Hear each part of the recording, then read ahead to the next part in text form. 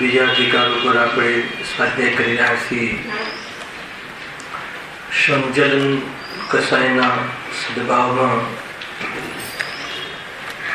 મુનિરાજનું કેવું જીવન હોય છે એની ચર્ચા આપણે કરી રહ્યા છીએ.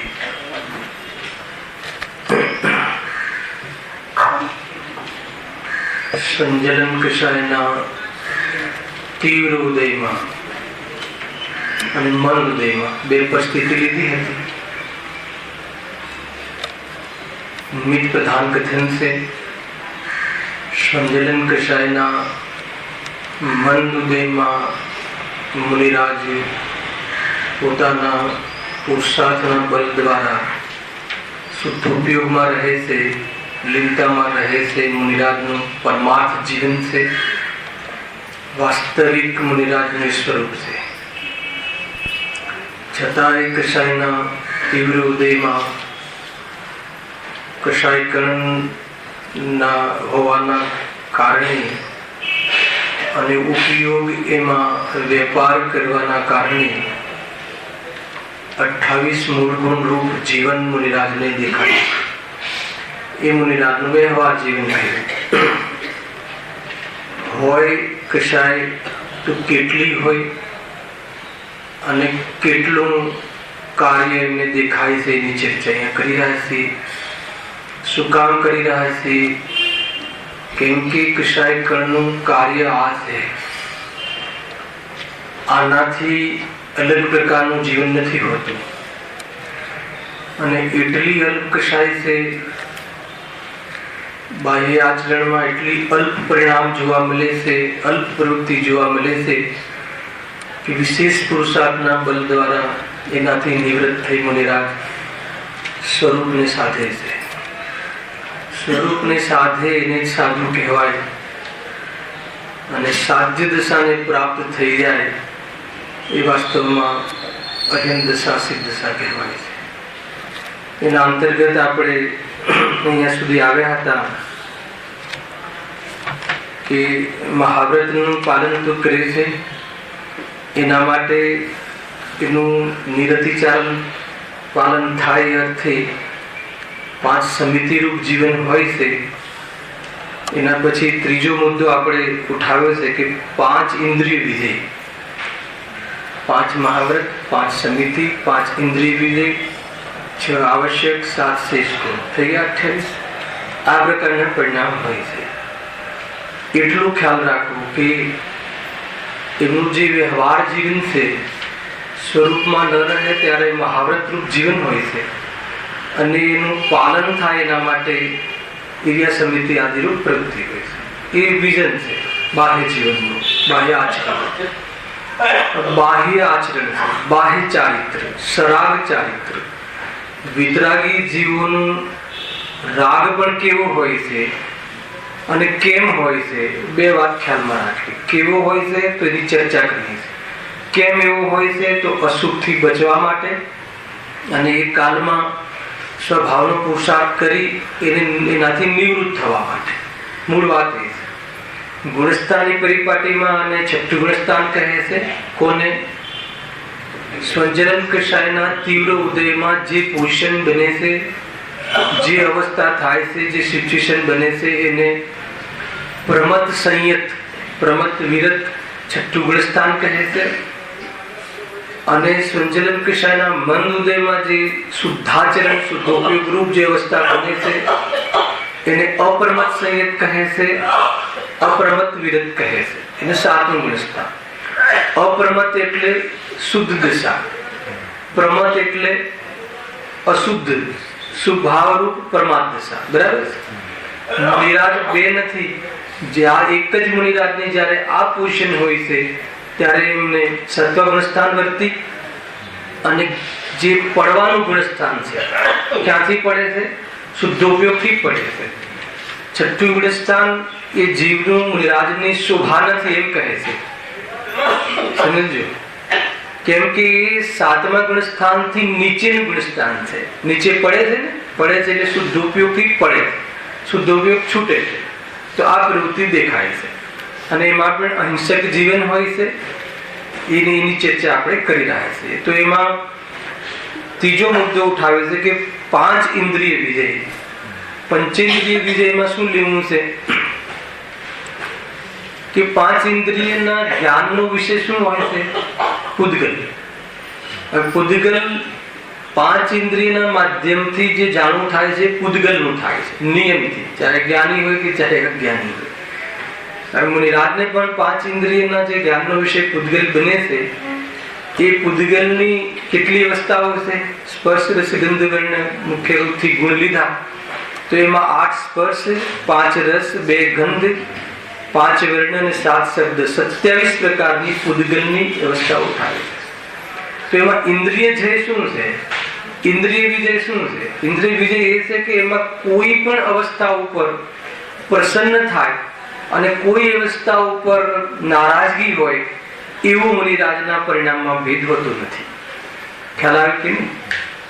આ મૂળ વાત છે. ઇન્દ્રિય જે એ છે આપણા જ્ઞાનનો વિષય કાંઈ પણ બને તો કોઈ પદાર્થ, કોઈ પરિણતિ અથવા કોઈ અવસ્થા તો આપણને અરતિ રૂપ પરિણામ થાય, કોઈ અવસ્થામાં આપણે રતિ રૂપ પરિણામ કરીએ. તો મુનિરાજને કોઈ પરિણામમાં રતિ ભાવ અને કોઈ પરિણામમાં અરતિ ભાવ થાય. પૂદગલની કોઈ જે ધ્યેય બને છે અવસ્થા એમાં એવું એમનું સ્વરૂપ હોતું નથી. મૂળ વાત આ છે. અને ભોજનમાં કોઈ એ દિવસે કોઈ સારી વસ્તુ એટલે આપણી અપેક્ષા એ સારી, એને કોઈ એવા વ્યંજન બન્યા હોય, ભાવતા ભોજન બન્યા હોય અથવા એમના જે ભૂતકાળના જે જીવનના દરમિયાન જે ભાવતા પરિણામ હતા એવા કોઈ ભોજન બન્યા હોય તો યાદ આવી જાય કે મને તો બસ કેરી બહુ ભાવતી હતી. આવે કે ના આવે એવા પરિણામ? તો કે એવો ભાવ ના આવે. અરસ ભોજન કહ્યું છે. અને ભોજન ન મળે તો ખેદ નહીં અને ભોજન મળે તો પ્રસન્નતા નહીં. છે ને એ રીતે. ઘોર તપસ્યામાં પણ મનને તાપ નહીં, સરસ અન્ને નહીં મનને પ્રસન્ન ભાવજો. ખ્યાલ? ઘોર તપસ્યામાં, ઉપવાસ આદિમાં તાપ નહીં, હિંમતા નહીં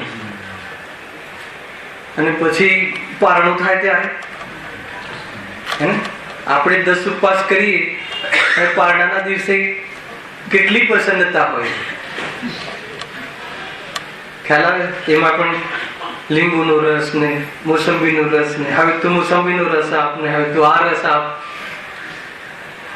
બહુ અંતર છે ભાઈ. ખ્યાલ આવે? વિતરાગતાનો માર્ગ છે, અરસનો માર્ગ છે. અરસ એટલે અરસ જીવન છે. અરે સરસ જીવન છે. સરસ એટલે વિતરાગ જીવન છે. અતિન્દ્રિય આનંદનો, બહારના રસોનો રસ નથી, ભોગોના રસોનો રસ નથી, આકુરતા જનિત પરિણામોમાં રસ નથી એમ કહે છે. આકુરતા છે એમાં ખાવા પીવાના ભાવમાં. ઘોર તપશ્ચર્યામાં પણ મનનો તાપ નહીં, સરસ અન્ને નહીં મનને પ્રસન્ન ભાવજો. એવું થતું હશે મતલબ 1 મહિનાના ઉપવાસ મુનિરાજ જયારે પારણામાં આવે તો પ્રસન્નતા થતી હશે તો દુઃખ થતું હશે તો શું થતું હશે? વિતરાગ ભાવ. આપણે ત્રીજા ભાવને તો ભૂલી જ જઈએ છીએ. ખ્યાલ આવે? વિતરાગ ભાવે રહે છે. ખાડો પૂરવાના અર્થે ભોજન લેવાના પરિણામ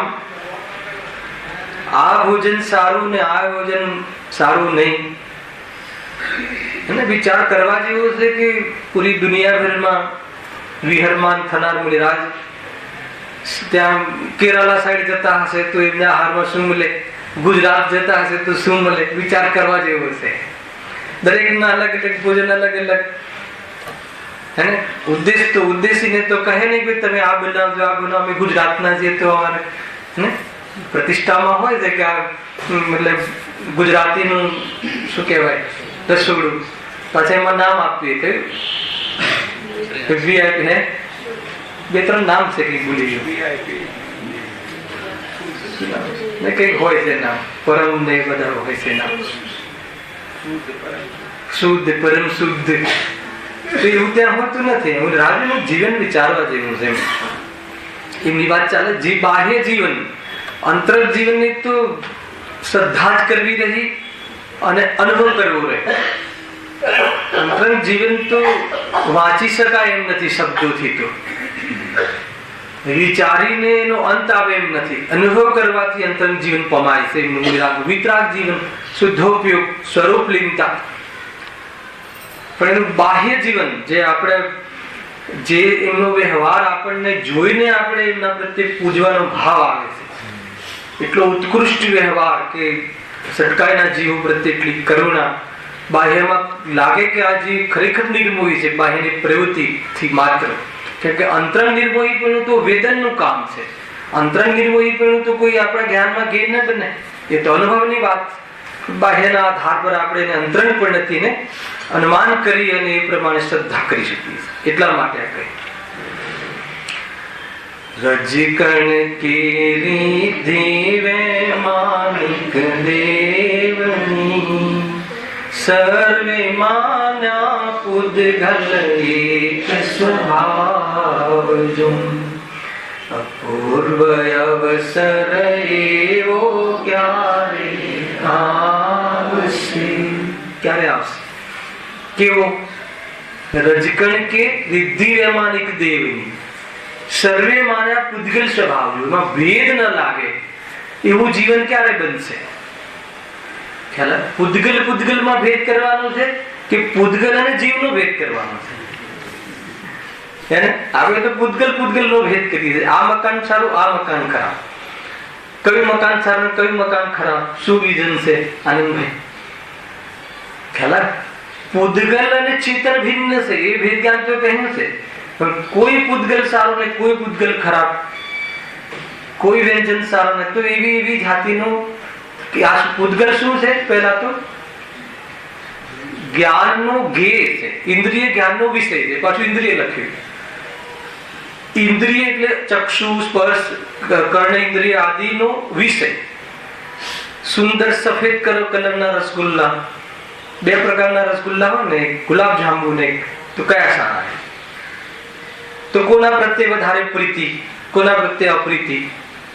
બંને પુદ્ગલ સ્વભાવ છે, બંને મારા જ્ઞાનના ધ્યેય છે અને આત્માના સ્વભાવથી જુદા છે.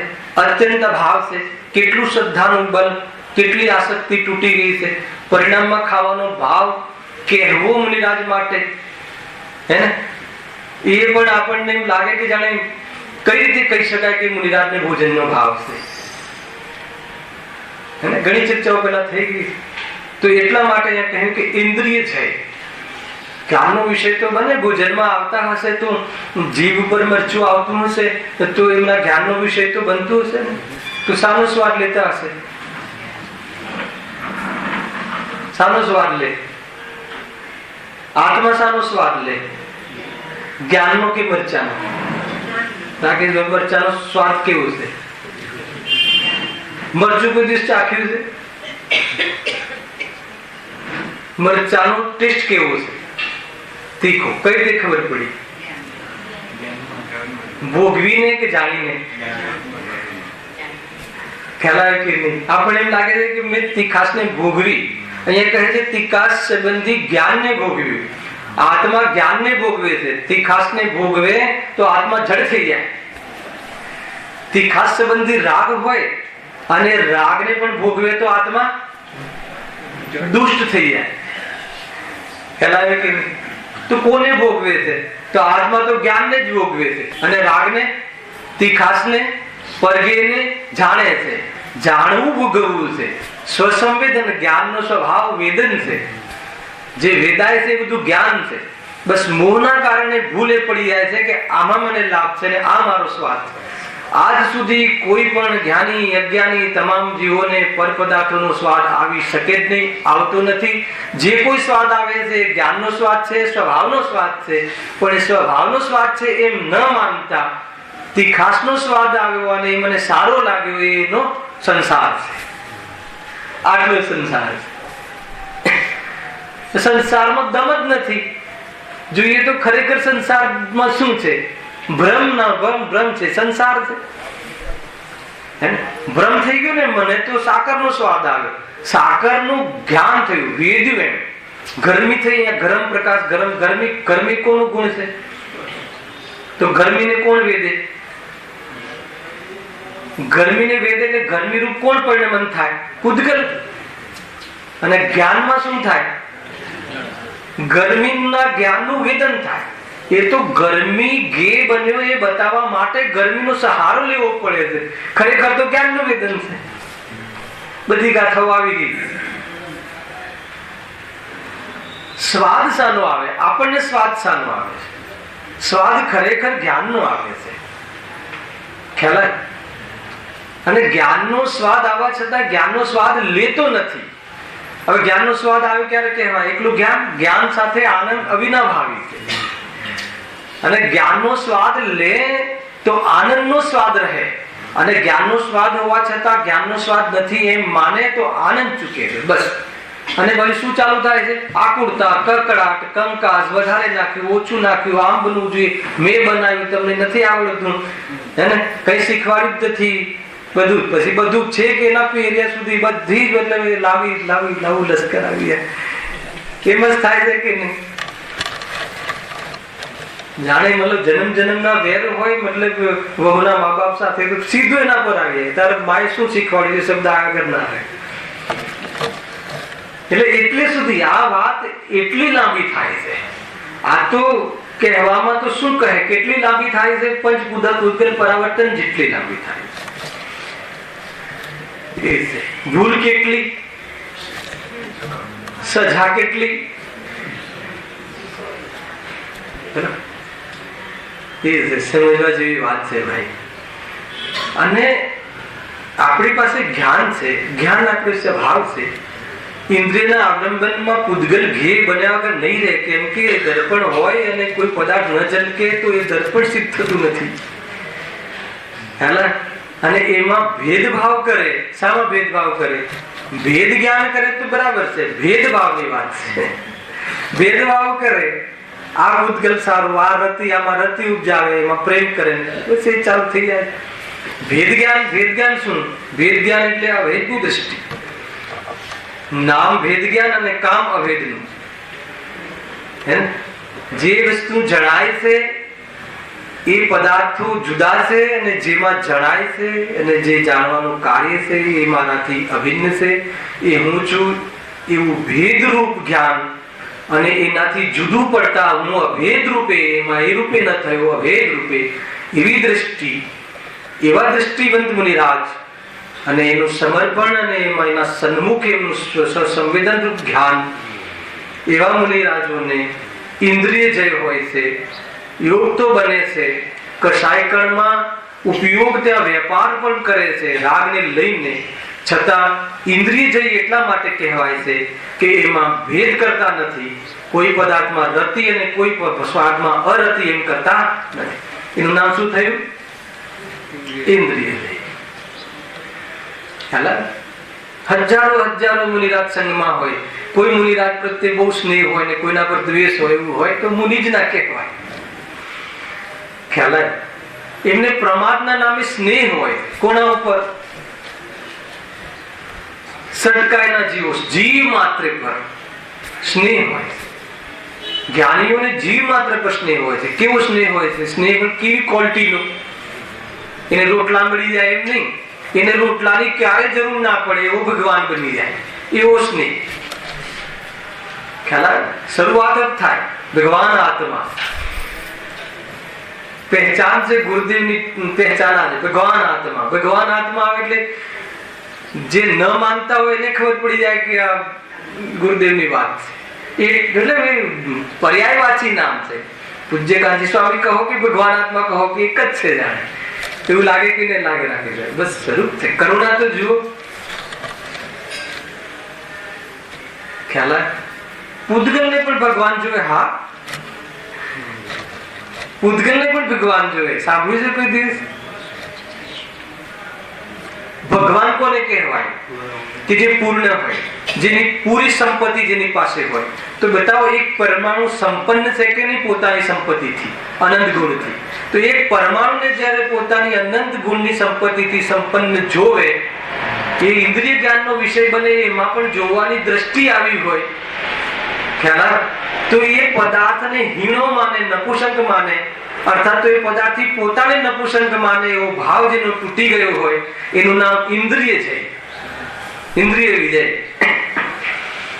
સમજમાં આવે છે કે નીતિમાં? આપણે તો મતલબ કે હજુ આપણે એમ સમજીએ કે આપણો દીકરો જે કેવો છે, હજુ સક્ષમ નથી. શાના માટે? સંસારમાં ધરવા માટે કે મોક્ષમાં? સંસારમાં કરવા માટે તો કોઈ જીવ સક્ષમ નથી. પર પદાર્થનું કરવા માટે તો સક્ષમ નથી, એનો ગુણ છે. ખ્યાલ? પર પદાર્થનું કરી શકું છું અને કરવા માટે સક્ષમ કરું, એ તો તારી અવળાઈ છે, એમ કહે છે. ગજબનું ભેદ જ્ઞાન છે. અને એવો કયો જીવ છે કે જેમાં કેવળ જ્ઞાન નામની શક્તિ નથી, અથવા કેવળ જ્ઞાન સ્વરૂપ નથી? એવો કયો જીવ છે? અભવ્ય પણ કેવળ જ્ઞાન સ્વરૂપ છે, અનંત શક્તિનો પિંડ છે. એને સુખી થવું ગમતું નથી એટલે નથી થતું. બસ. કેમ નથી થતું? એવું શું કર્યું છે એને કે એનું અભવ્ય? અરે એને કોઈ પાર્શાલિટી નથી કરી. કોઈ તીર્થંકરે કે આટલા અભવ્યમાં નાખીએ ને આટલા અભવ્યમાં નાખીએ, એવું નથી કઈ. રાજેશભાઈ, ઘણા લોકો પૂછે કે એને બિચારાએ શું કર્યું છે? અરે એને સુખી થવું નથી તો પછી શું કામ તમે જબરજસ્તીને સુખી કરવા માંગો? એને ભાવના આપણે ભાઈ બધા જીવ સુખી થાવ, પણ એને જેને થવું નથી એ નહીં જ થાય. ખ્યાલ આવે કે ક્યાં સુધી જઈ આવે? દ્રવ્યલિંગી ધારણ કરે, દ્રવ્યલિંગ પણ ધારણ કરે, નૈમિક રેખ જઈ આવે, 11 અંગ 9 પૂર્વનું જ્ઞાનનું ગાઢ થઈ જાય, છતાં આત્મકલ્યાણ કરવાની ગરજ નહીં. ગજબનું મતલબ કે આ તો આપણને પછેની વાત. કેવી વાત કરો છો? ખ્યાલ આવે છે? ઇન્દ્રિય જયનું નિરાશ છે. જ્ઞાનનું ઘી બધું બને. જ્ઞાનનું ઘી શું ન બને? કોઈ સ્તુતિ કરે, કોઈ એમની નિંદા કરે, ચક્રવર્તી આવીને નમસ્કાર કરે, કોઈ પથરા ફેંકે, બધું જ્ઞાનનું ઘી બને કે ના બને? પણ કોઈ અંતર નહીં. એ રીતે આ એ બધી જ બધામાં લઈ લેવું. ઠંડીમાં, ગરમીમાં, હે ને, કઠોર જમીનમાં, કોઈ બી જગ્યાએ ગંધ, સુગંધ, દુર્ગંધ, ગ્લાની ન થાય. હે ને, રૂમાલ તો હોય જ નહીં. અને આમ ગંધ હોય તો આપણે તો તરત કેમ? દુર્ગંધ ને સુગંધ બે છે ને, પર્યાય છે. કોની? ઉદ્ગલના ગંધ ગુણની. પર્યાય છે એટલે ખ્યાલ આવે છે, સ્વભાવ છે. દુર્ગંધ એ પર્યાયનો સ્વભાવ છે, ઉદ્ગલનો સ્વભાવ છે. અને આપણા જ્ઞાનમાં ઘી બને એવો જ્ઞાનનો સ્વભાવ છે. પણ એનાથી મને અરુચિ થાય, મને અરતિ થાય, એ વાત ક્યાંથી આવી?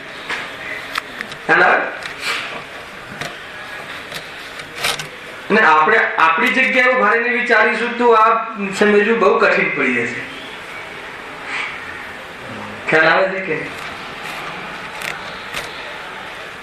એ તો આપણે ઘરની અંદર એર કન્ડિશન કમરાઓમાં રહીએ છીએ એટલે આપણને ખ્યાલ નથી, પણ જે આ પ્રકૃતિની સાથે રહેતું હોય છે જે એને દરેક પ્રકારની અવસ્થાઓ, સિચ્યુએશનો બધું આવતું હશે કે નહીં? અને પાછો ભાવ નહીં. કોઈ જગ્યાએ ભાગી જાય, અહીંયા ગંધ હોય તો બીજી જતા રહે, અહીંયા દુર્ગંધ હોય તો એવું તો પરિણામ નહીં. કેમ નહીં? રજકણકી રિદ્ધિ વૈમાનિક દેવની સર્વે માના પૂદગલ સ્વભાવ. ભાઈ, એ પૂદગલનો સ્વભાવ છે. મતલબ કે સંયોગને પણ તેના સ્વભાવથી જોવે છે. અને એનો સ્વભાવ છે તો એ કઈ રીતે છૂટે? અને મારો જાણવાનો સ્વભાવ છે કઈ રીતે છૂટે? બધા પોતપોતાના સ્વભાવમાં મસ્ત છે, તો હું એને આમ ન કરવું ને આમ રાખવું ને હું દૂર ભાગી જાઉં ને એવી જાતિના રતિ ભાવ પેદા થતા ખ્યાલ આવે? એક હરકત જો મુનિરાજની જયેશભાઈ આપણે સમજીએ ને તો એમ લાગે કે આવી શક્તિ, અચિંત્ય શક્તિ, આવી શક્તિ આત્માને એક વખત જોવાથી પ્રગટ થઈ જાય. નિજ વૈભવ, પાંચમી ગાથામાં છે, નિજ વૈભવ થી બતાવીશ. કોને? ઇસ જ્ઞાયક ભાવને. તો કયું નિજ વૈભવ? મુનિરાજનો વૈભવ જોયું કે આ વૈભવ, મુનિરાજનો આ વૈભવ, બાહ્ય વૈભવ. અંતરંગ વૈભવ તો પ્રચુર ઇન્દ્રિય આનંદ, એ અંતરંગ વૈભવ. અને એ વૈભવને બતાવવા વાળો બાહ્ય વૈભવ. એક હરકતમાં એમ લાગે કે ખરેખર મતલબ અંદરની વિતરાગતા આપણને અનુમાનમાં બેસી જાય, અનુમાન ધ્યાનમાં કે આમ જ છે.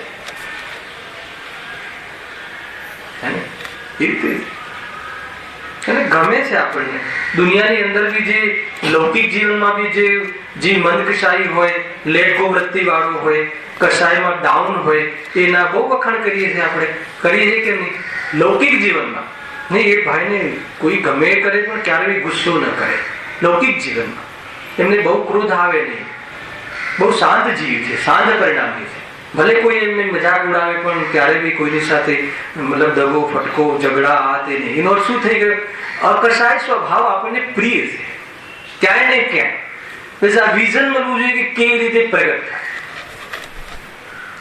છે ને. લૌકિકમાં બી એવા જીવો જ ગમે છે ને. બહુ મસ્તીખોર છોકરું હોય ને એક શાંત હોય ને આ છોકરો બહુ શાંત. હવે એ શાંત છે એટલે કે એવું ધમાલ નથી કરતું, તીવ્રતા નથી કશાય. એટલી વાત તો એ વાત છે. અકશાય સ્વરૂપ છે મુનિરાજના જીવનની એક હરકત, એક એમની જે પોઈન્ટ ટુ પોઈન્ટ આપણે વિચાર કરીએ તો એવું લાગે કે નહીં તો ગુરુદેવના મુખમાંથી કેમ નીકળી જાય કે ચલતે ફિરતે સિદ્ધ. સિદ્ધ વિસ્તાર, સ્થિર વિસ્તાર છે, પણ જાણે સિદ્ધ ઉતરી આવ્યા હોય એનો અર્થ ખબર છે? શરીર રહિત જ હોય એવો અનુભવ. શરીર હોવા છતાં, એનું લક્ષ્ય હોવા છતાં, એકવાર આહારની આસક્તિ હોવા છતાં જાણે એમ લાગે કે આસક્તિ જ નથી. એનો અર્થ કે શરીર આમને છે જ નહીં એવું એમનું એટીટ્યુડ, એવું એમનું જીવન, એવું એમનો કન્સેપ્ટ, એવી એમનો પુરુષાર્થ. એ છે મુનિરાજનું જીવન. ઇન્દ્રિય જેવી સમજમાં આવે છે કે એમ છે. કયા ભગવાન સારા, કાળા કે ગોરા?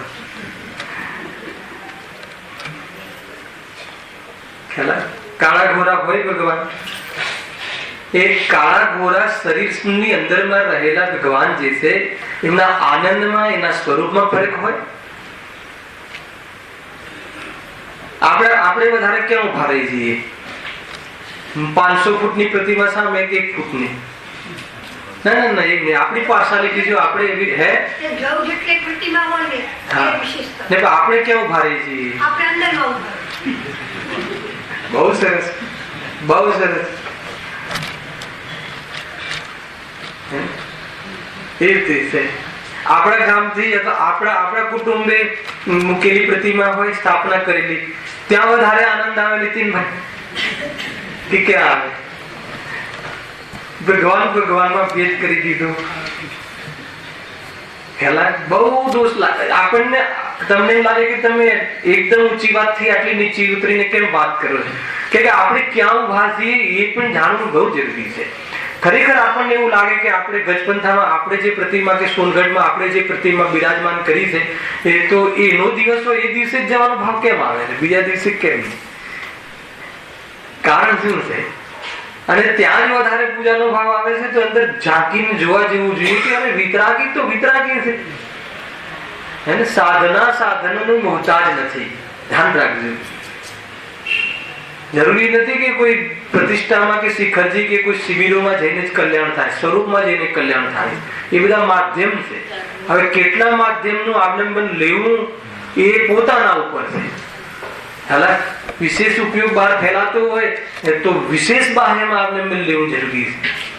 અને સ્વરૂપમાં રહેવાતું હોય તો સાક્ષાત ભગવાન ગૌણ થાય એમાં તારી શોભા છે.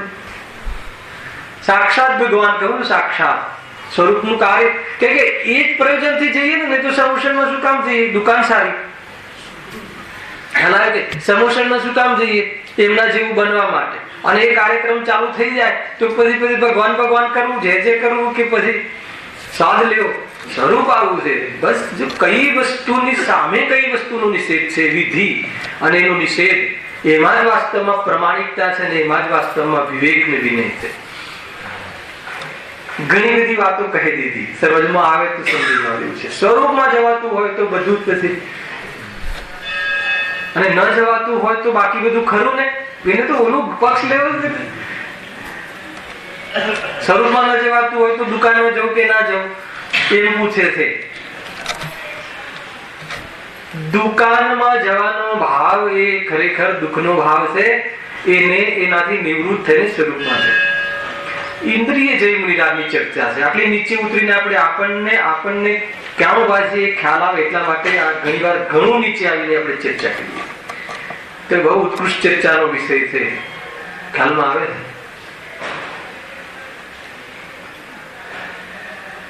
કેવી દશા છે જેને આ વાત ખબર ના હોય, એને શેઠિયા આવે કે પછી કોઈ સામાન્ય વ્યક્તિ આવે કે તિર્યંચ આવે, જ્ઞાનીઓને ભેદ પડે તો એ જ્ઞાની ના કહેવાય. જ્ઞાનનો ઘેર બને છે. કેમ ભેદ નથી પડતો? કેમ કે એ જ્ઞાનનો ઘેર બને છે. એ પરપદાર્થ છે, મારા જ્ઞાનમાં ઘેર બનવાનું છે. અને અત્યારે મારા જ્ઞાનનો ક્રમ છે. એ સિવાય એના સાથે મારે બીજી કોઈ વાત છે જ નહીં. પછી શું કામ ભેદ કરે? એટીટ્યુડ કેમ ફરક પડે છે? બહારમાં આપણે કોઈની જોડે મતલબ કોઈ સામાન્ય વ્યક્તિ આવે એને જયચિંદ્ર કહેવાની પદ્ધતિ અલગ, કોઈ શેઠે આવે તો એને જયચિંદ્ર કહેવાની પદ્ધતિ અલગ, વિદ્વાન આવે તો જયચિંદ્ર કહેવાની પદ્ધતિ અલગ. કેમ? જયચિંદ્રની કિંમત છે કે વ્યક્તિની કિંમત છે? સમજવા જેવી વાત છે. કેમ ફરક પડે છે? કે આપણે જયચિંદ્ર નથી કહેતા, એ વ્યક્તિની મહિમા છે. એટલે જેને જય જિનેન્દ્ર ગમે છે એની જે વિઝન જેની બની ગઈ હોય છે એની એક એક હરકતમાં ભગવાન વસે છે. એને આવા ભેદ ન પડે. કેમ કે જય જિનેન્દ્રને યાદ કરે છે, કરાવડાવે છે. એ કોઈ પેલા વ્યક્તિની કોઈ મહિમા નથી કરતા. આપણે અંતર પડે છે કે રાજેશભાઈ કહો તો આપણે અંતર કેમ પડે છે શોધવું રહ્યું કે નહીં? તો આપણી સમજમાં કઈ ભૂલ છે કે નહીં? આ ઇન્દ્રિય જીવને કેમ ફરક પડતો નથી? કેમ કે જ્ઞાનના ઘેર છે. અને બોલવાનો રાગ આવે તો જયજિનેન્દ્ર જ બોલવાનો રાગ આવે, બીજું શું કહે? અને એ રાગ છે એ બી શુભ રાગ છે. અને આત્માનું સ્વરૂપ એનાથી ભિન્ન છે. એ પૂરો પટ્ટો એમના હૃદયમાં, એમની જ્ઞાનમાં, એની માનસમાં, એના પ્રતીતિમાં વસતો હોય છે. એટલે એવા મુનિરાજો, એવા જ્ઞાની ધર્માત્માઓનું જે આચરણ છે એ આચરણ ખાલી આપણને ઘણું શીખવી જાય છે. બાહ્ય છે. ભગવાનનું કેવલ જ્ઞાન આપણા સમ્યક દર્શનમાં નિમિત્ત બને છે કે દિવ્ય ધ્વનિ? બતાવો, શું નિમિત્ત બને છે? દિવ્ય ધ્વનિ, ભગવાનનું કેવલ જ્ઞાન નહીં. ખ્યાલ આવે? એટલા માટે વ્યવહારની સ્થાપના કરી. દિવ્ય ધ્વનિ શું છે? વ્યવહાર. ભગવાનને જે ઓમકાર ધ્વનિ કરે છે એમનો વ્યવહાર છે. વ્યવહાર એટલે શું? વ્યવહાર એટલે એવી સિચ્યુએશન કે જે છે ખરી પણ એ આત્માનું પરમા સ્વરૂપ નથી, એનો અસ્ત થવા વાળો છે. એનું નામ વ્યવહાર અથવા વ્યવહાર એનો વિષય અર્થાત એ પ્રોડક્ટ કે જે છે ખરી. ભગવાન કેવલ જ્ઞાન જેને પ્રાપ્ત થઈ ગયું છે એવા તીર્થંકર પ્રભુને ઓમકાર ધ્વનિ પુણ્યના અતિશયમાં ખરે છે. પરંતુ એ દુશ્મનની પાર્ટીનો સદસ્ય છે, પુણ્ય પાર્ટીનો. જ્યારે સિદ્ધ ભગવાન થઈ જાય છે જીવ, ત્યારે એ બધું રહેતું સ્વરૂપ છે. ઇન્દ્રિય જયની વાત ચાલે છે. જુઓ આપણે તો અહીંયા હે ને, રજકણ की रिद्धि वैमानिक देवनी सर्वे मान्या पुद्गल एक स्वभाव जो જગાડો જગાડો જગાડો. ઊંઘ આવે છે કે જગાડો.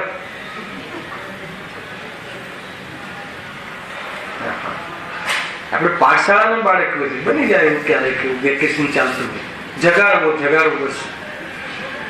એને એ પદ્ધતિ પણ છે. થોડુંક બાજુમાંથી આમ ખેંચવું એટલે જાગી જાય. સ્વરૂપની વસ્તુ એમ છે. રજકણ કે રિદ્ધિ વૈમાનિક દેવની ગુજરાતીમાં ખ્યાલ નથી આવતો કે શું આવે ને? ઠીક છે, તો હિન્દીમાં આપણે ક્યાં ફરક પડે.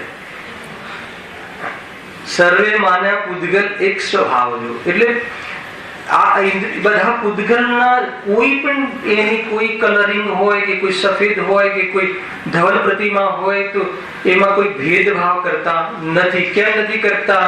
કેમ કે જ્ઞાનનું ધ્યેય છે અને એ જે છે સફેદ આદિ એ તો એ પૂદગલનો સ્વભાવ છે, એને પર્યાય છે, ચેતન સાથે કઈ લેવા દેવા નથી અને મારા જીવ સાથે તો કોઈ લેવા દેવા નથી.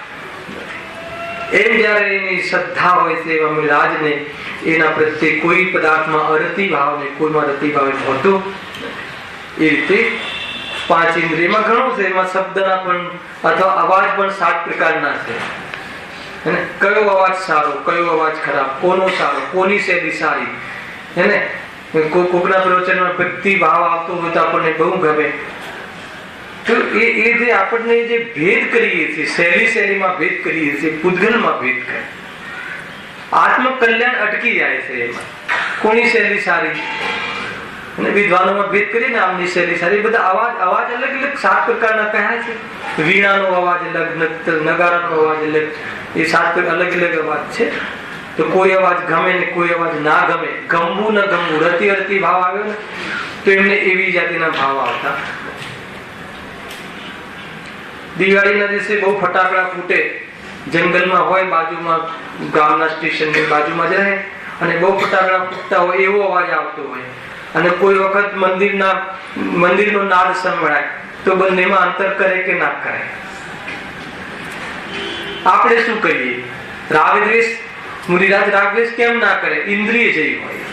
કેમ ઇન્દ્રિય જય? કેમ કે ફટાકડાનો અવાજ અને મંદિરના બેલનો અવાજ એ અવાજ જે છે પૂદગલની પર્યાય છે. કર્ણેન્દ્રિય સંબંધી જ્ઞાનનો વિષય છે, કર્ણેન્દ્રિય સંબંધી જ્ઞાનનો વિષય છે અને એ કાલમાં થવાનો ક્રમ છે અને એ વખતે જ્ઞાનનો ક્રમ છે. એ જ્ઞાન જ્ઞાયકથી અભેદ છે, એ શબ્દ સાથે અભેદ થતું નથી. એટલા એમને એ તારીખનું લક્ષ્ય હતું. શું કન્સેપ્ટ હોય? ઇન્દ્રિય જય. ખ્યાલ રાખીશું. નહીં તો કોઈ ભગવાન આત્મા કહે અને કોઈ મૂર્ખ કહે, જ્ઞાની ધર્માત્માની કોઈ સ્તુતિ કરે અને કોઈ નિંદા કરે, તો બંને શબ્દોમાં એ કેમ મતલબ સ્થિર રહી શકે છે? કેમ એ ઇન્દ્રિય જઈ રહી શકે છે? કેમ કે એ સ્પર્શ એ કર્ણ ઇન્દ્રિય સંબંધી જ્ઞાનનો જ્ઞેય છે અને મારામાં તો જ્ઞાનનું પરિણમન છે, શબ્દનું મારામાં પરિણમન જ નથી. કેમ કે એ શબ્દની પર્યાય પૂદગલની છે ને હું ચેતન છું. ખ્યાલ આવે બે વસ્તુ? બહુ ઊંચી વાત છે. આનાથી ઉત્તમ ક્ષમા પ્રગટ થાય છે, આનાથી ક્રોધનો ભાવ થાય છે. ઉત્તમ ક્ષમા પ્રગટ થાય છે એટલે શું? આનંદ પ્રગટ થાય છે, નિરાકુરતા પ્રગટ થાય છે. નહીં તો આને મને આમ કીધું, હું જોઈ લઈશ, યાદ રાખીશ. ક્યાં સુધી યાદ રાખીશ? ક્યાં સુધી યાદ રાખીશ? શું જોઈ લઈશું? અરે એકદમ આજે પ્રવચનમાં આવ્યો હોય ને એ વાત એને ઘરે ઉતરી જાય, નહીં તો ઘરમાં ઝઘડા ઉતરી જાય અને બસ શાંતિથી રહે. કેમ કે કોને કહ્યું એને મૂર્ખ? મને જોઈને તો કહ્યું નથી. મને જોઈને કહે તો મૂર્ખ કહે નહીં. મને એટલે હું આત્મા. અને મૂર્ખ નામનો શબ્દ તો છે મારા જ્ઞાનમાં ઘે પણ બન્યું છે, પણ કોની પર્યાય છે? પૂદગલની પર્યાય છે. આત્માની સાથે સંબંધ નથી. આત્મા એટલે હું. હવે જે મને કઈ કહ્યું નથી, મને કઈ કહી શકતો નથી કોઈ, તો પછી હું શું કામ એના પર ક્રોધ કરું છું? ઉડી ગઈ ને વાત ક્રોધની. વાત ફિનિશ થઈ. જો આ વાત એને સમજાઈ જાય તો ક્રોધ ક્યાં પેદા જ ન થાય. ક્રોધ પેદા જ ન થાય એનું નામ નિજરા. ઉત્પન્ન જ ન થાય રાગ, દ્વેષ, ક્રોધ આદિ. એ રીતે ઇન્દ્રિય જય છે. આપણને એમ લાગે કે આ બધું કથન ના શોભે છે, પણ આપણે એટલા માટે આવો કોઈ વ્યક્તિ છે, આવું પદ ધારણ કર્યું એવો કોઈ મહાપુરુષ છે, એવા મતલબ કે નમોલોએ સર્વ શ્રાવણમાં બિરાજમાન મુનિરાજો છે. અર્યંત અને સિદ્ધોમાં તો આપણને પ્રશ્ન થતો કે એ તો હોય, પણ એક એવા મુનિરાજો છે કે જેને આપણા સંપર્કમાં આવવાનો યોગ હોય છે અને કસાય કણ બાકી છે. મૂળ વાત તો એવા જીવોને પણ એના જીવ ઇન્દ્રિય જય હોવાના કારણે કેવી રીતે ઉપસર્ગના કાળમાં પોતાના કેમ ઉપસર્ગ થાય છે ક્યાં? એ તો આગમની ઓરથી બહારની સિચ્યુએશન બતાવવામાં આવે. કોણ પદાર્થ કોના પર ઉપસર્ગ કરી શકે કહો તો? જ્યાં પરમાણુ અડી શકતા નથી, એટમ ઇન્ડિપેન્ડન્ટ છે, ત્યાં કોઈ પદાર્થ કોઈનું કાંઈ કરી શકે, બગાડી શકે, એ વાત કેટલા આના સત્ય છે? સંપૂર્ણ જૂઠ છે. જ્યારે એ વાત મુનિરાજોને પોતાના સમ્યક જ્ઞાનમાં વેદાતી હોય, એ મુનિરાજના સમ્યક જ્ઞાનમાં, શુદ્ધ જ્ઞાનમાં કોઈ પદાર્થોનો ઘેર બનતું હોય મતિ જ્ઞાનમાં, તો એ પદાર્થો પ્રત્યે આ પદાર્થમાં પ્રેમ કરવા લાયક છે ને આ પદાર્થમાં પ્રેમ કરવા લાયક નથી, તાપ કરવા લાયક છે, એવો ભેદ રહેતો નથી. એમના ઇન્દ્રિય જય સમજમાં આવે? જેટલી ચર્ચા કરવી એટલી ઓછી છે. બહુ સુંદર ચર્ચા. કેમ સુંદર છે રાજભાઈ? કેમ કે આનાથી આપણને ક્લેશ મટે. આટલી ખબર આપણા જીવનમાં આવે તો ક્લેશ મટે. ખ્યાલ આવે છે કે નહીં? એ છે. આ ક્યાં લગાવું? મમ્મી ગુસ્સો કરે તો લગાવું. ખ્યાલ આવે કે નહીં?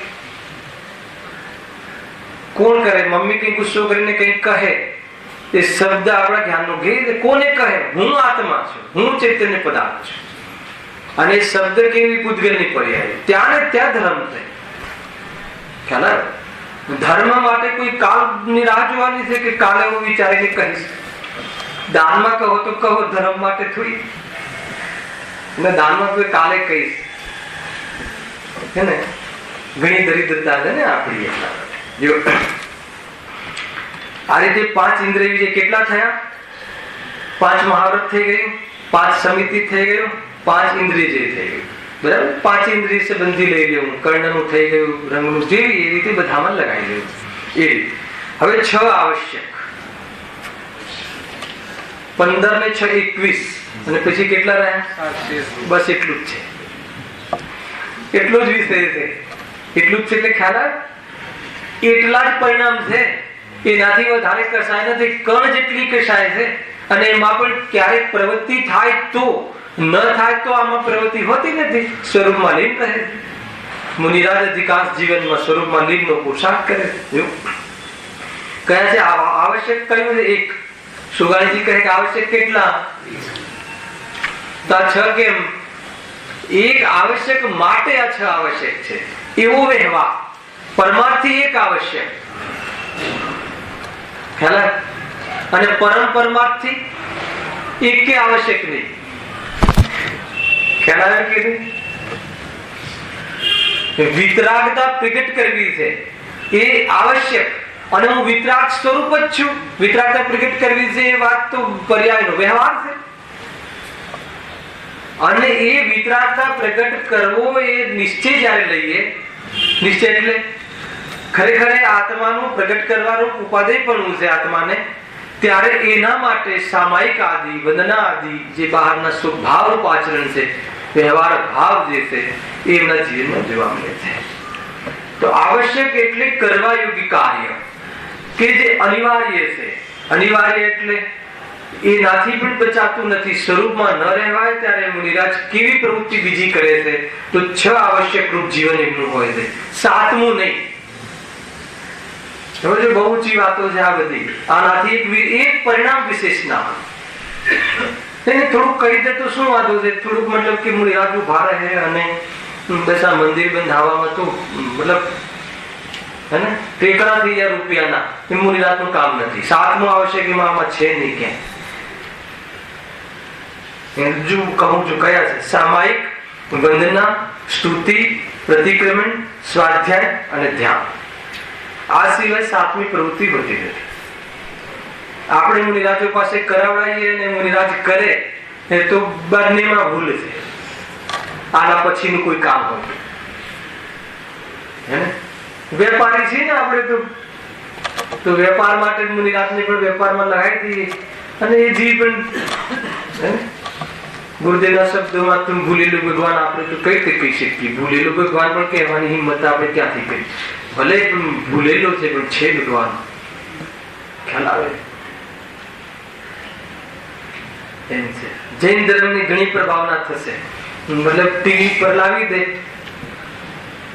ખ્યાલ શૂટિંગ કેટલું કરવું પડતું હશે દિલીપભાઈ, ત્યારે ટીવી પર આવે. એ બધું મુનિરાજ પાસે એટલું ટાઈમ ને એટલું એડજસ્ટમેન્ટ ને ખ્યાલ આવે છે કે ઘણી વાર આપણને કોઈ કહે ને કે તમારા મુનિરાજ ટીવી પર આવે છે, તો આપણે તો એ ભણ્યા છે કે અમારા મુનિરાજ ટીવી પર આવે જ નહીં. બહુ દુઃખ થાય. અને છે તો બાહ્ય તો એવું રૂપ છે. કેવી રીતે કેવું કે અમારા ગુરુ નથી, પણ જે છે એ છે. નહીં કાલ પરમ દિવસે કોઈ કે એમાં શું પંચમ કાલ છે અને થોડુંક લિબરલ રહીએ ને આમ થોડું ફેરફાર થાય તો શું વાંધો. મુનિરાજનું સ્વરૂપ નથી, એવું સ્વરૂપ નથી મુનિરાજનું. તમે ફોટો પાડીને જતા રહો વાત જુદી છે, પણ મુનિરાજ ફોટો પાડવા ઉભાર કરે એવું મુનિરાજનું સ્વરૂપ નથી. ખરે શું એ એમની એવી અવસ્થા નથી, એમની એ પ્રમાણેનું પદ નથી, અને એવા એમનું પરિણામ નથી. અંદરમાં એવી જાતિની કશાય કણ નથી. કશાય કણ જોઈએ કે ના ટીકાની વાત નથી. એ આપણું સ્વરૂપ નથી. ચાર સંરક્ષક બાજુમાં હોય, મુનિરાજનું સ્વરૂપ નથી.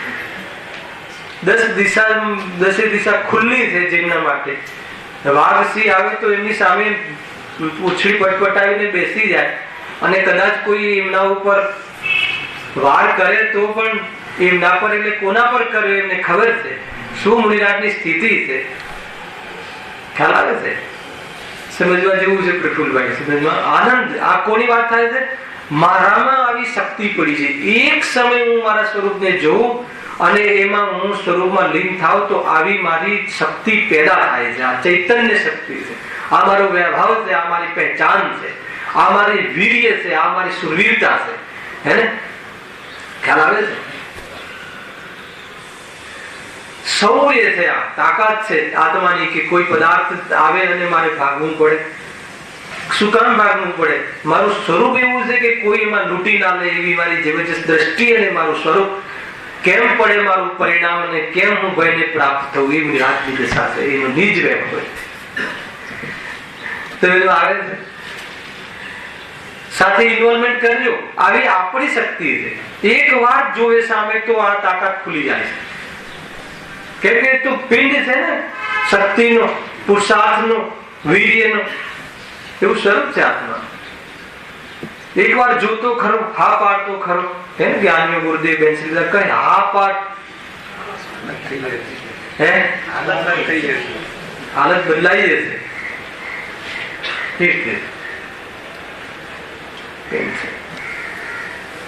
આપણને એમ લાગે કે આવું બધું સંભવ છે કે સંભવ છે. એટલા માટે મુનિરાજની આપણે ચર્ચા બહુ કરીએ છીએ, કેમ કે આપણને ખ્યાલમાં આવે છે રહી શકાય છે એમ છે. જો તેમાં 6 આવશ્યક કહ્યા તો સામાયિક, વંદના, સ્તુતિ, પ્રતિક્રમણ, સ્વાધ્યાય અને ધ્યાન. અહીંયા સામાયિક એટલે કયું લેવું છે? અહીંયા વ્યવહાર સામાયિક. નિશ્ચય સામાયિકની ચર્ચા આપણે ઘણી કરી છે. નિશ્ચય રત્નત્રય એકાગ્રતા સ્વરૂપમાં એ સામાયિક છે. અને એ સામાયિક માટે જે પણ કોઈ એના તત્વ વિચાર, તત્વ ચિંતન, 12 ભાવના, અનિત્ય અસરણાદી ભાવનાઓનું ચિંતન, એ બધું શું છે? સામાયિક પાઠ. એ સામાયિકના અંતર્ગત થતી બાહ્ય પ્રવૃત્તિ છે. વિશેષ જોવા મળે છે એમાં મુનિરાજ જ્યારે સ્વરૂપમાં ના હોય ત્યારે. એ છે સામાયિક. બીજું એમાં સમતા શબ્દ છે. સામાયિકમાં જ રહે મુનિરાજ, સમતા ભાવમાં રહે. એમાં ઘણી ચર્ચા થઈ ગઈ. કાંઈ પણ થાય તે સાથે એનું નામ સામાયિક. ભેદ ન કરે ને, એકરૂપ રહે છે આત્મા. કોઈનું નુકસાન થતું નથી એવું જયારે માનતા હોય, અને જયારે એવી પ્રવૃત્તિ હોય ને ઉપયોગ ત્યાં લાગે તો આવું વિચાર મારે કહેવાનું હોય. એનું નામ વ્યવહાર સામે. આપણે કેવું વિચારીએ? નહીં આગમથી વિચારીએ, પૂર્વ કર્મના ઉદયથી. અહીંયા તો સીધું સામાયિક. ઉદય ઉદય કઈ છે જ નહીં કે અહીંયા એ રીતે આગમની વિરુદ્ધ વાત નથી. આ કેમ કે ઉદય કહ્યો હતો એ જુદી. આજે તો ઘણું આવ્યું. કર્મ સુવાડે, કર્મ રખડાવે, કર્મ ઊંઘાડે. આ ગાથા સમજવી બહુ કઠિન છે. જો આમાં ખ્યાલ બહુ મોટી ટીકા. આપણને જે શંકા કહી છે ને એ કોઈ દિવસ જવાબ ના લાગી જાય. જો ધ્યાન રાખજો. કોઈ કહે કે કર્મ બધું કરાવે અને એ રીતે આત્માને અકારક સિદ્ધ કરે, એ તો કે આત્માને એ રીતે અકર્તા નથી. કર્મ કરાવે છે અને આત્મા સ્વયં કરે છે એ રીતે આત્મા રાગનો કરતા છે. બીજો કોઈ કરાવે એવી વાત નથી. ઘણી બધી ચર્ચા છે, એકાંત નહીં કરવું એમ ત્યાં લખ્યું છે. આ તો ઘણું લાંબી ટીકા છે એમાં. એ રીતે છે એને સામાયિક કહે છે. પછી શું કરે? સામાયિક નો અવસર તો નિરંતર હોય છે એમને, અને શુદ્ધોપયોગમાં નિશ્ચય સામાયિક હોય છે. વંદના કરે, તીર્થંકરો આદિ અથવા શિખરજી પહાડ આદિની વંદના, નમસ્કાર ગુરુઓને, એવું પણ એમનું જીવન હોય છે. એમની એક એક હરકત મતલબ એ કોના સંપર્કમાં રહે એમ બતાવું છે. વંદનામાં કોના સંપર્કમાં રહેવું જોઈએ એ આપણે પણ સમજવું જોઈએ. ખ્યાલ આવે છે? જે યુવા વર્ગ આવ્યો હોય, થોડો સમય બચે તો કોના સંપર્કમાં રહેવું? સાધર્મીના, એ મિત્રોના કે જે આપણને અન્ય જગ્યાએ જતા રોકે. તો મુનિરાજ ક્યાં જાય? કોની વંદના કરે? તો કે ગુરુઓની વંદના કરે. બરાબર છે? એ રીતે સ્તુતિ, એમના ગુણગાન કરે.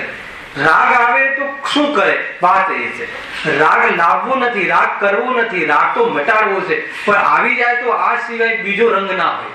રાગનો આટલો જ રંગ છે એમ અહીંયા કહે. સ્તુતિ અને પ્રતિક્રમણ જે બી દોષો થયા હોય એનું પ્રાયશ્ચિત કરે. દોષ અને મુનિરાજ, હા, અતિચાર લાગે કોઈ વાત, હે, સૂતસાગર થી દોષ થયો તો કે નહીં?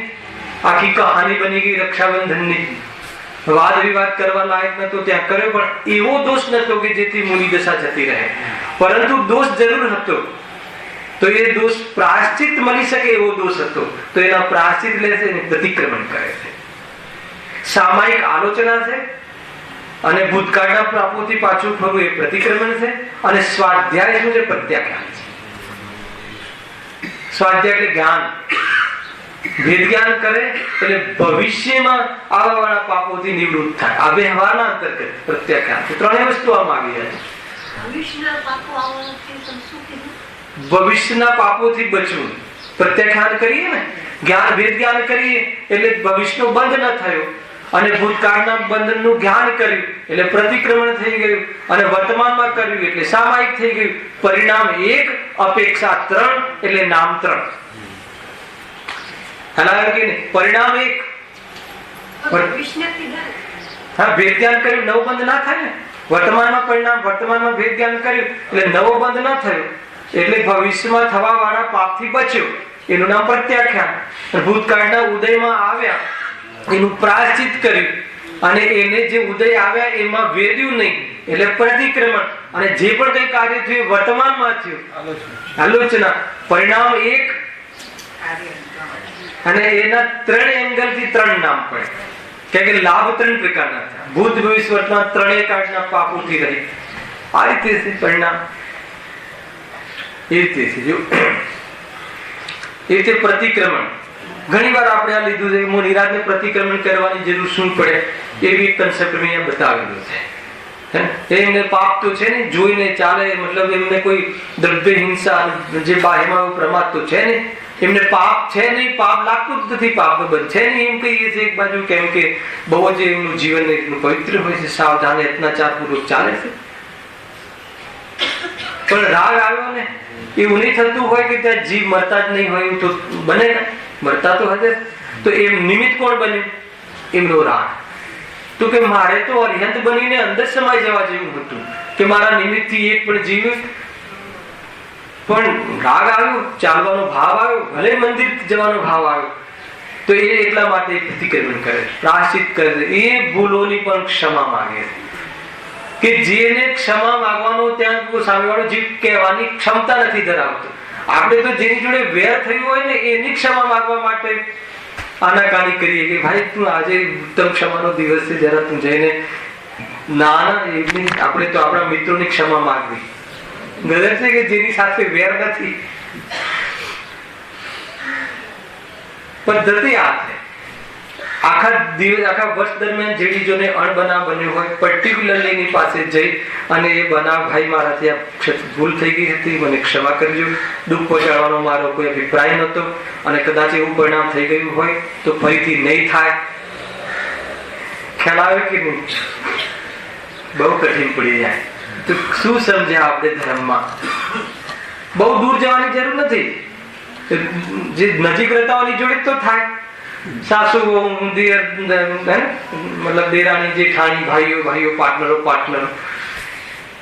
ख्याल आए कि फिर न करे बस एनु बस मार कशा पैदा थी जाए नहीं माफी मांगवी बहु એને કઠિન પડે છે એ રીતે તો પ્રતિક્રમણ સ્વાધ્યાય અને ધ્યાન એટલે કાયોસર્ગ એટલે આસક્તિ ઘટાડવા માટે ખડગાસન પદ્માસન એવા ધ્યાનમાં બેસે કે શરીર પર આસક્તિ ઘટે है ना ઉભા ધ્યાન કરવું કે બેઠા બેઠા ધ્યાન કરવું હવે બસ આસક્તિ પર છે આપણે બેસીને શાંતિથી ટેકો લઈને અને પછી તો એ સ્વરૂપ નથી પ્રમાદ છે જો એવી અવસ્થા નથી અને આપણે ઉપયોગ કરવો પડે છે ટેકાનો ચેરનો વાત અલગ છે હે ને પરંતુ એમ જ સામ ટેકો લઈને આપણે સાંભળીએ તો બહુ પ્રમાદ છે જીનવાણી ઉતરે જ નહીં એમ કહે છે અન્યથા નહીં લેવું જે ખુશીમાં જે પ્રોબ્લેમ છે એના માટે તો કોઈ ના નિષેધ છે જ નહીં પ્રવચન છોડવા કરતા ખુશીમાં બેસીને સાંભળવું સારું છે પરંતુ એવી અવસ્થા હોવી જોઈએ એમ જ બસ હવે આપણને ચેર પસંદ છે અને ચેર પર બેસીએ તો એ ઠીક નથી એ રીતે ઠીક નથી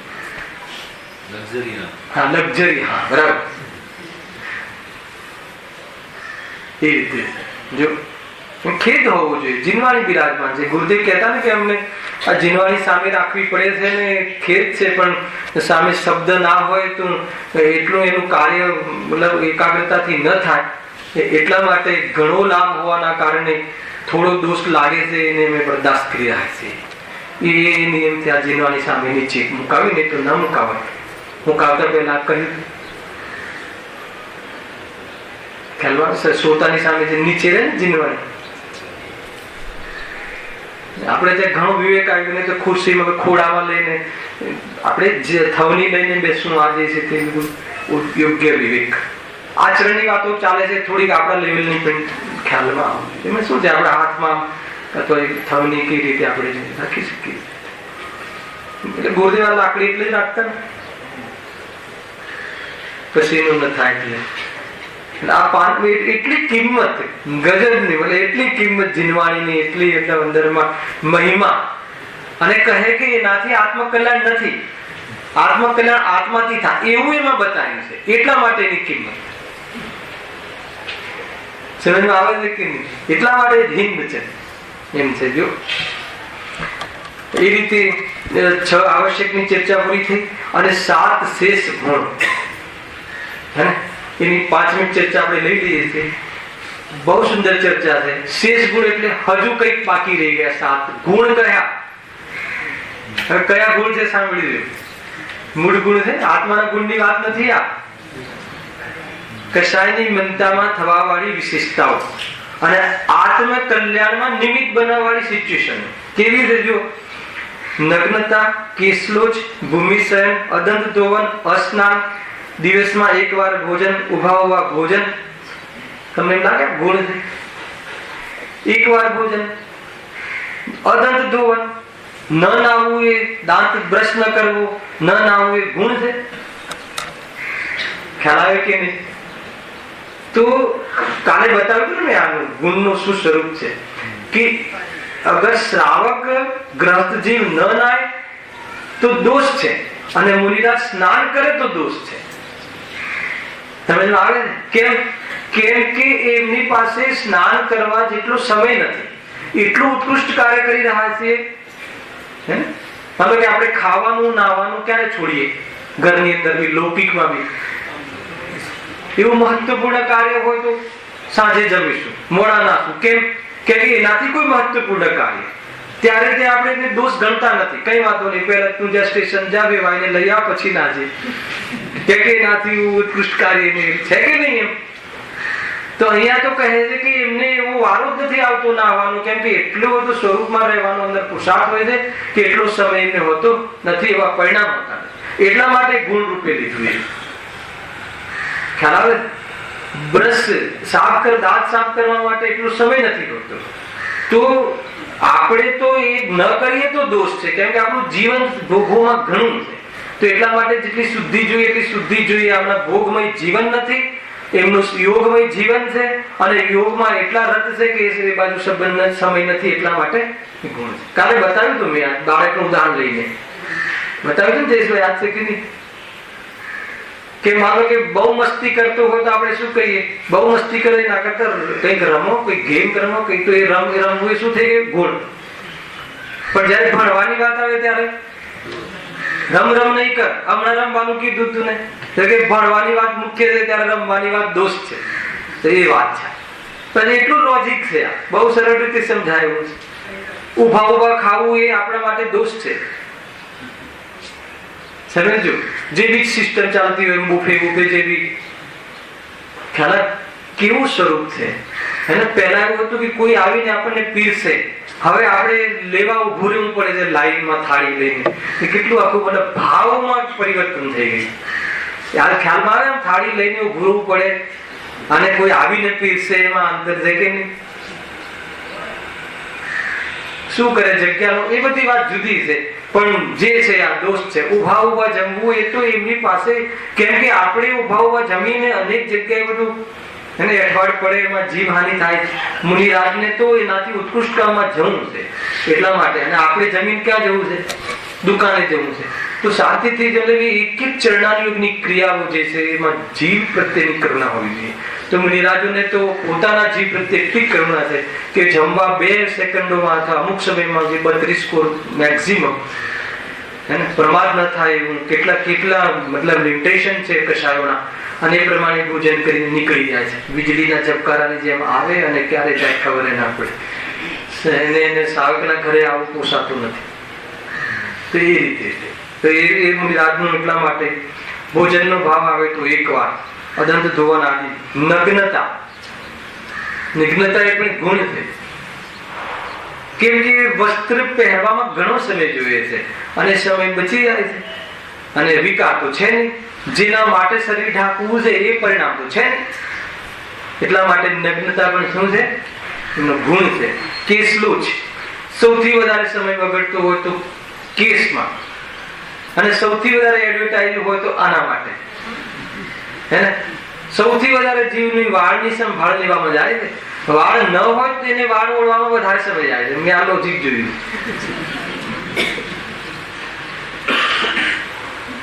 ખ્યાલ?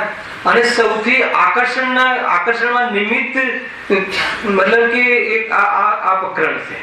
તો મુનિરાજ એમાં એવો સમય નથી હોતો, તો ફટાક દઈને આમ વાળ ઉખાડીને ફેંકી દે. કોઈને જોવાનો ભાવ બી ના આવે. એક આમ ઉગે એવી ટીપટોપ પરિણામ હોય ને. ખ્યાલ કે શ્લોકની પાછળ ઘણા કર્મ છે. તમે બરાબર હજામત કરાવો, પછી હવે તો 500 રૂપિયા આપીને આ આકાર ને તે આકાર, અને અહીંયા તો સીધું મતલબ કે થોડું બહારમાં આવ્યું ને એના પ્રત્યે ત્યાં જીવો વિશેષ ન પડે એ દ્રષ્ટિએ ફટાક દઈને ખ્યાલ આવે, અહીંયાથી ઉખાડીને નિવાર, વાત ખતમ. નામ કેસલું એ ગુણ છે. એમને શણગારવાનો ભાવ નથી થતો શરીરને, કેમ કે કોઈના આકર્ષણનો વિષય એમને, કેમ કે આકર્ષણ દુઃખ છે. તે રીતે એના માટે આ 7 શેષ ગુણ કહ્યા. ઉભા જમવાની વાત થઈ ગઈ. દિવસમાં એકવાર સ્થાન ભૂમિશય, હે ને? ફસલા દલ્લભના ઘાટલા પર સુવે તો એમ થાય કે હજુ 1 કલાક સુઈ જઈએ, પણ પથારી મતલબ જમીન હોય, પરિણામ જ ના આવે વધારે. પેલા એમને તો પરિણામ નથી, અને એવી જાતિના કમ્ફર્ટેબલમાં ના સુવે કે જેથી રાગ વધી જાય અને મૂડી દશા નીકળી જાય. ખ્યાલ આવે? એ રીતે ભૂમિશય. તો આ રીતે આ 7 શ્રેષ્ઠ ગુણ કહ્યા. આપણે તો શીખવું આટલા માપનું, આટલા માઇક્રોન, આ તે અને ગજબનું સંસારી જીવો તો ખરેખર એટલી પરાધીનતા, આપણું જીવન પરાધીન છે. અને એ જ જીવ સ્વાધીન થઈ શકે છે અગર આત્માનું બળ જાગૃત થઈ જાય, એને જાગૃતિ થઈ જાય. તો એ જ રાયનો દાણો ખૂચે અને ડાઘ પડે એવા સુકોમલ કે સુકુમાર રાજકુમાર જયારે અંદરમાં જાગૃતિ થઈ જાય છે અને બસ આ જ માર્ગ સાચો છે, ત્યારે એને દોરીથી આખા હાથ છોલાઈ જાય છે તો પરવા નહીં. કેમ કે બધું શરીર હું નહીં, અને એને આ તરફની આસક્તિ તૂટી ગઈ. જંગલમાં જઈને કેટલું રોક્યા, અને એમના મામા ત્યાં બગીચામાં આવીને વાત કરે તો એની માં રોકે ક્યાંક સાંભળી જશે તો મુનિ થઈ જશે. માં એવી પણ હોઈ શકે છે. ખ્યાલ આવે કે માનો રાગ છે ને, છતાં જે જાગે છે એ પછી કોઈની રાહ જોતા નથી. એ રીતે એ પણ આસક્તિ તૂટી જાય. એવી જાતિની મતલબ લક્ઝરિયસ લાઈફ ભાઈ, રાઈનો દાણો કૂચે તો ડાઘ પડી જાય, એટલું કોમળ શરીર ને એટલી વૈભવ બહારનો જડી રહે. પણ જ્યાં અંદર આત્માની સાથે આને સુખનો કોઈ સંબંધ નથી, ત્યારે જાગૃતિ થઈ, વાત ખતમ. તેની આસક્તિ એમાં તૂટી ગઈ. બસ જાગે છે જીવ તો જાગે છે, કામ કરીને રહે છે. એ રીતે 7 શેષ ગુણ રહ્યા. ચર્ચા થઈ એ પ્રમાણે 28 મૂળ ગુણ આ સ્વરૂપ છે નિરાજનું. હવે જે નેક્સ્ટ શનિવારે આપણે એ વિષય આવશે કે આ મૂળ ગુણની રૂપ જે પ્રવૃત્તિ છે, તો એમને બહારમાં કેવી પરિસ્થિતિઓ ફેસ કરવી પડે છે, પરિસર હોય છે, અને પરિસરમાં કેવી રીતે વિજયને પ્રાપ્ત થાય છે, એવા 22 પરિસર જય મુનિરાજની ચર્ચા આપણે નેક્સ્ટ શનિવારે કરીશું. એના પછી આગળની ચર્ચા હવે ચોથી ચોકડી જે છે, આ કસાય પણ કેવી રીતે ટાળે છે, તોડે છે, અને શ્રેણી ચડીને જે ચોથી ચોકડીનો અભાવ કેવી રીતે કરે છે, એની ચર્ચા આપણે નેક્સ્ટ શનિવારે. સહેજાનંદ